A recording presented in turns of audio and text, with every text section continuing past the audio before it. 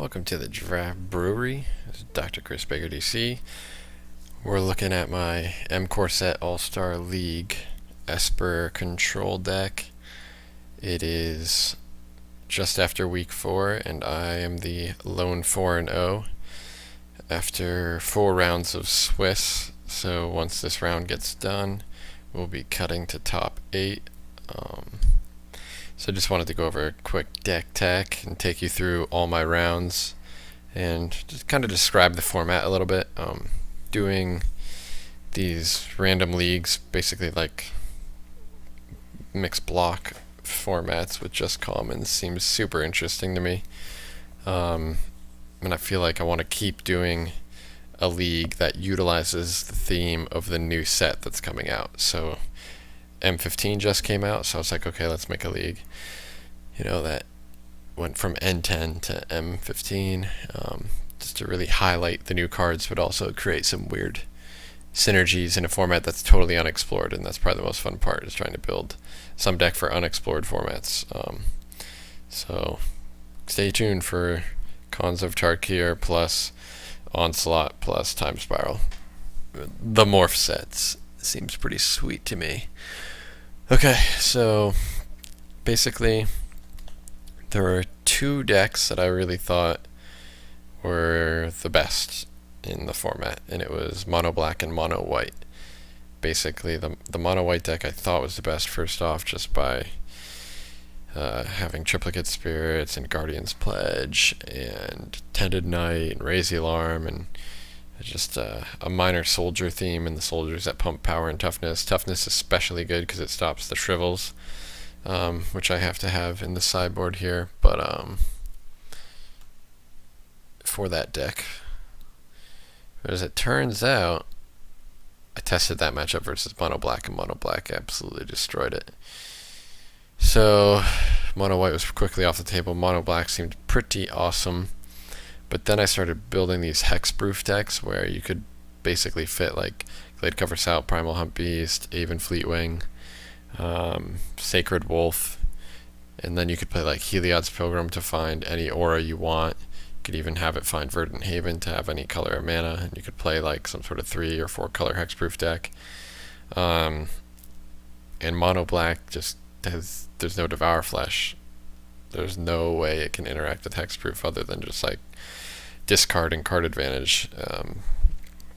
So I didn't really get to test the matchup, but I thought it would be a little bit risky. So I had a couple of lists that were basically started as mono black decks, but then I just wanted to go deeper, keep going deeper. I thought counter spells, like Essence Scatter and Mana Leak would be really good because of cards like Gravedigger and Archaeomancer being very good.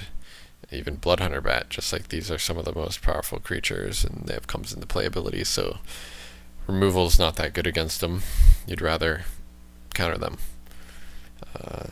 So I ended up on this blue-black deck. I almost went with a bug deck with like invasive species. I was visionary and really, trying to gain card advantage. Really created a little bit more of a board presence and a little bit more of an aggro deck.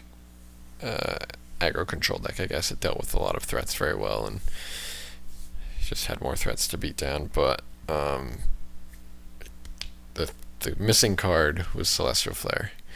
Celestial Flare was the one card that let me interact with hexproof, and I felt like that was worth, if you're trying to build like the best control deck in the format, you want to be able to handle the token decks, handle the mirror, and handle hexproof decks at most.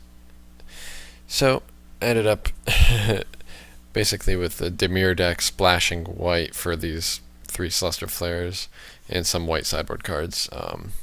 But the way the mana base works, you have 4 Evolving Wilds, only 3 Terramorphic Expanse. If you run all 8, you actually don't run that many lands in your deck, but this deck actually wants a decent amount of lands. You could survive with like 8, 9, 10 lands in play and actually have plenty of things to do. But you do want to be able to find mana at different stages of the game. So I ran 7. 2 planes, you never need more than 2 with Celestial Flare. And then 4 island, you definitely want to have the first one for Mana Leak, Essence Scatter, Divination, and 4C, and you don't need the second one very early. Usually Archaeomancer is not a turn 4 play with this deck. So the black is really important to have early. You often want black on turn 2 for either Sword Source, and you definitely want it double black on turn 3 because the Leona Spectre is the best turn 3 play for the deck. The curve is pretty decent, risking flooding out on 4 drops here, but this is just a really solid, control deck with a lot of different answers and diversified threats. We see, this reminds me of what is it? When I had a good Ghostly Flicker bug gatekeeper control deck where I ran one Cremate in the main, and it was basically to win game 1 against other Ghostly Flicker mirrors if you can just take theirs out. And Archaeomancer your Cremate back, then you could basically get ahead on the Flicker-ing. And this felt the exact same way when your Gravedigger-ing. And so it's a really good way just to stop their creatures from recurring and then potentially get ahead. But so I like having one of that in the main. A couple Sword Thirst. Gaining life is very good. Another thing to keep in mind is that we have 8 Radiant Fountain in our greedy 3-color mana base deck. It comes up sometimes that it messes up your mana base, but being able to potentially start every game at 28 life I think is worth it when you have basically 7 fixers. The way games play out, I don't think they last. I think they do last long enough for it to not be that relevant, and I like the life gain. Ravenous Rats is very good. Always gets his man, always gets at least 1 card, often gets in for a decent amount of damage. Mana Leak, very good in the early game. It just can stop pretty much anything. I find it's a little bit better than Essence Scatter, so I put 2 Scatters and 3 Mana Leaks. Just because a burn deck would be really good against us. I ran a version of a blue-red deck that had like some cantrips and then just like Searing Spear, Incinerate, Lightning Bolt, Lightning Strike, so that's 12 3-damage spells already. And then you can run anything from Chandra's Fury to Chandra's Outrage to, haste creatures and all sorts of powerful little duders. Originally I wanted to have like 4 for C because this card is unreal good, but the way the curve was working out, you just wanted to hit land drops, and the 3-drop was the most under curved spot. So the fact that 2 for C seems perfect, because you can, if you can't draw 1, then you usually are targeting and getting it back with Archaeomancer anyway, so you don't need the second one. But if you just had all 4C, you might get stuck on 3 lands and not be able to smoothly transition to the late game. Divination really just helps that transition, and even in the mid to late game, you can just cast it right away and have plenty of mana open to have removal or counters or another 4-drop creature. Spectre, one of the best cards in the deck, mainly because it can trade with Bloodhunter Bat. It guaranteed gets a card. Awesome to recur with Gravedigger because it gets more cards. It's pretty good. Again, Murder, basically just good in case they have Sentinel Spider or any big creature, any non-hexproof creature that they decide to enchant or something. Can't play Doomblade in this format, I don't think, with Mono Black being as good as it is. So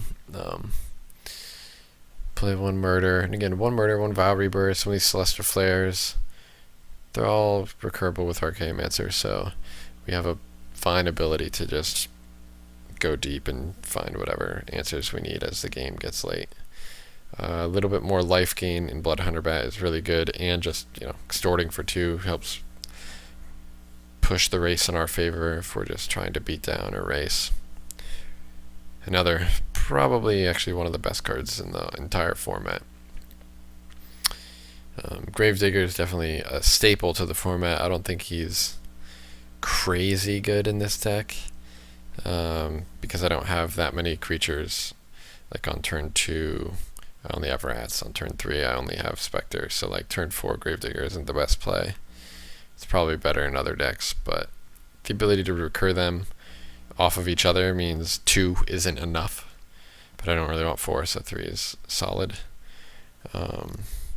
This guy is one of my favorite cards, actually, in M15 draft. Really solid for the blue, or yeah, like blue-black control decks mainly is what wants this card. But a 3/5 that can gain anywhere from 1 to 5 life on average is really solid.